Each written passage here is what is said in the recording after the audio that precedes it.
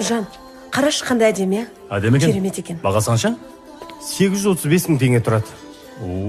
Жақсы екен. Жан, осыны алсақ бар ғой, еш өкінбейсің. Иә. Алайықша, қандай әдемі Мамама екен. оны айт деп ойлайсың ба? А? Мамаға? Иә.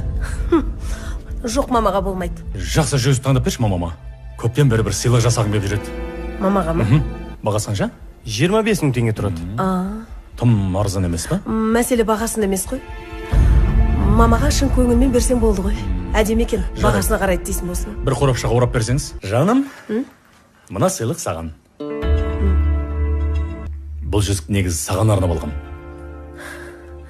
25 мың теңгенің жүзігін маған әкеп тұрсың ба? Иә, Мамаға деп едің ғой. сен де мамасың. Сондықтан біреуге сыйлық алар кезде өзіңе алатындай етіп таңда. Біреуге не істесең, алдыңа сол келер деген.